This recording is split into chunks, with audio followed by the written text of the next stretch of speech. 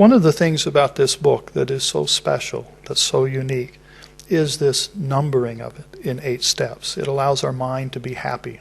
Allows our mind to think that it understands what's being described. What's written in these 8 steps is exactly the same stuff that you find in virtually every book that Swami Rama wrote. And once you see it, once you see this systematic process that we're talking about in this book, you'll find it everywhere. You'll trip all over it in all of his books, and you'll find it in virtually every one of the video lectures. If you have the good fortune of staying in the ashram, there's a library filled with all of his books. There's a library of his video lectures. You can check them out and you can watch them. It's a good thing to do during the day. If you're staying in the ashram, there's 4 natural times for meditation. One is early morning, one is late morning, one is late afternoon, and the other is in the evening before bedtime. So if there's 4 natural times for meditation, that creates 3 natural time blocks in there to do something else, to read a book, to take a walk, to watch a video. So you have 4 practices a day and 3 times to do some study and learning. And again, every one of those books will say essentially this process in different language. And it's extremely useful to understand that point.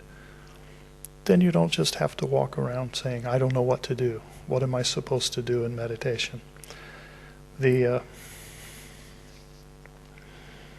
thought what I'd do first is just read these.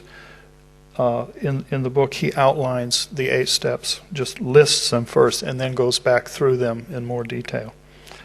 And so it says here, first we will describe the program's important steps in order, and then describe each point comprehensively and in full detail. Step 1. Practice sitting in meditation at the same time every day to create additional patterns, new grooves, or habits in the mind. Step 2. Learn to have an internal dialogue with yourself within your mind. Step 3.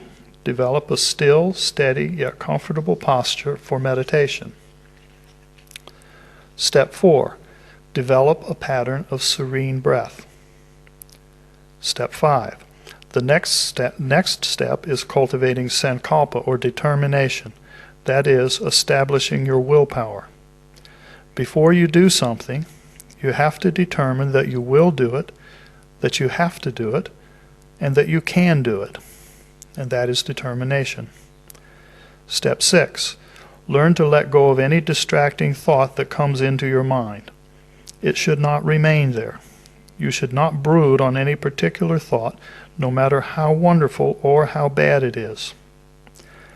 Step 7. The 7th step is a process of inspecting your thoughts, called introspection, which means seeing which thoughts are worthwhile to cultivate. The yoga manuals talk about 2 kinds of thoughts, klishta and aklishta.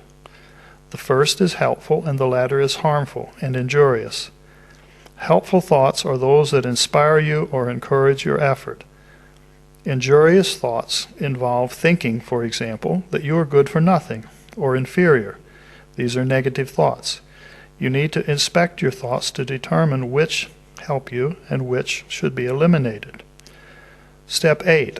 After introspection, the next step is to learn another wonderful process called witnessing. When you have learned to witness the things of the world, when you are not identifying with the things of the world, then you have become a seer.